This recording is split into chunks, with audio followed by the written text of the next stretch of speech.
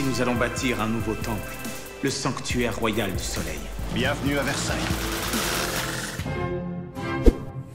À partir du lundi 16 novembre sur Canal+, sera diffusée la série Versailles, qui cherche, selon les scénaristes, à revenir sur la construction du château, l'investissement de Louis XIV dans ce projet, les difficultés auxquelles le roi a dû faire face pour la réalisation et la construction du palais, et tous ces éléments qui mettent en perspective l'histoire du règne de Louis XIV. En tant qu'historienne du règne, en tout cas doctorante sur ce sujet, l'on m'a proposé de visionner en avant-première les premiers épisodes de la série et de pouvoir m'en faire un avis et vous proposer quelques pistes de réflexion sur cette série. Elle n'a pas été conçue comme un documentaire. Il ne s'agit pas d'un cours d'histoire, d'une conférence à laquelle on assisterait lorsque l'on regardera la série Versailles. Pour autant, les premiers épisodes font preuve, montrent en tout cas qu'un travail notable a été effectué pour présenter un arrière-plan historique vraisemblable, pour présenter un point de vue nouveau également sur le règne de Louis XIV, qui dépasserait un peu les clichés du roi absolu, du roi tout-puissant, et également l'idée du roi soleil, pour revenir plutôt sur les difficultés qu'a connues Louis XIV dans la progression de ses projets, notamment face à sa noblesse, face également à ses conseillers pour faire construire le château, et face aux difficultés économiques également qui se font jour à ce moment du règne. Alors ce moment du règne, quel est-il? La série commence en 1667, quelques mois après la mort de la mère de Louis XIV, Anne d'Autriche, qui a été sa régente également au début du règne, puisque lorsque Louis XIII meurt, son fils Louis XIV n'est pas encore âgé de 5 ans. Et c'est donc sa mère, Anne d'Autriche, accompagnée du célèbre cardinal de Mazarin, qui va assurer la régence pour son fils et qui va donc gouverner le royaume au nom de son fils et avec son fils encore enfant.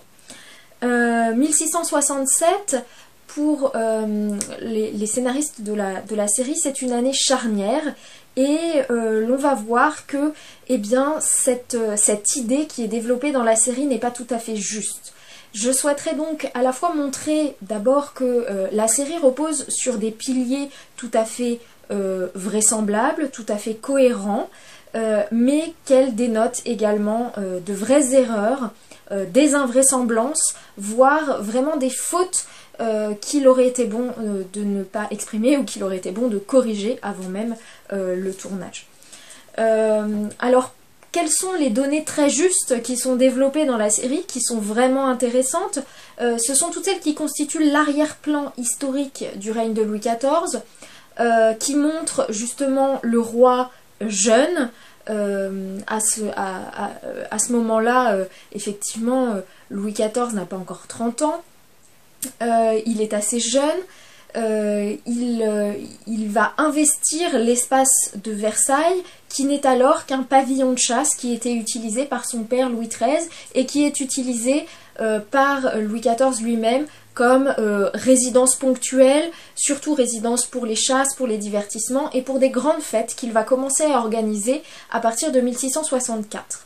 En 1667, Louis XIV va vouloir lancer les premiers travaux à Versailles afin de, on ne le sait pas encore, hein, mais eh bien, de faire de ce petit pavillon de chasse une véritable résidence royale.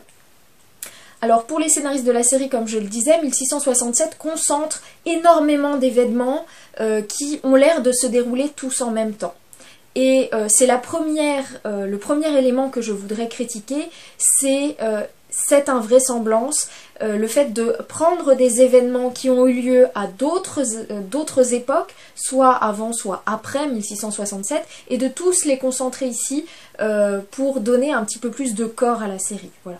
Une trahison un petit peu chronologique qui peut sembler peu importante au grand public, mais qui peut se révéler gênante lorsque l'on veut véritablement comprendre ce qu'était le règne de Louis XIV et comment eh bien, au cours de ce règne a été mis en place le projet de Versailles.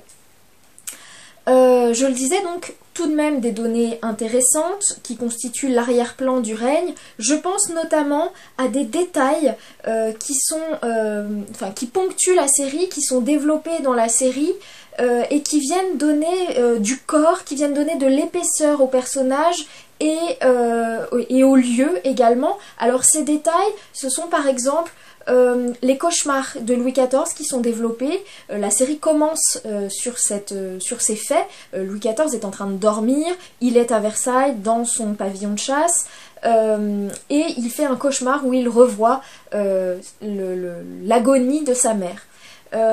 Intéressant pour des historiens puisqu'effectivement on a lu chez plusieurs mémorialistes que Louis XIV souffrait d'énormément de cauchemars depuis son enfance.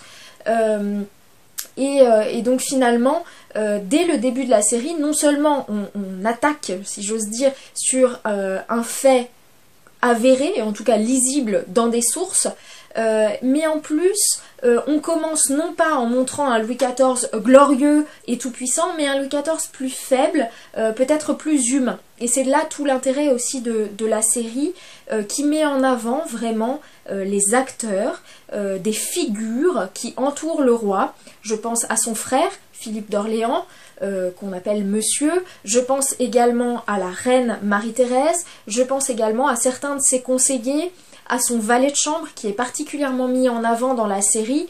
Et sur ce personnage particulier, on sent la grande influence qu'a pu avoir Mathieu d'Avignat, qui a été le conseiller historique de la série, puisque lui-même a accordé un travail de doctorat au valet de chambre et à ce valet particulier qui était Bontemps. Pour Louis XIV. Et là-dessus, eh bien, rien à dire, effectivement, la figure de Bontemps est vraiment mise en avant d'une manière qui me semble tout à fait cohérente et intéressante pour montrer un personnage assez peu connu du grand public.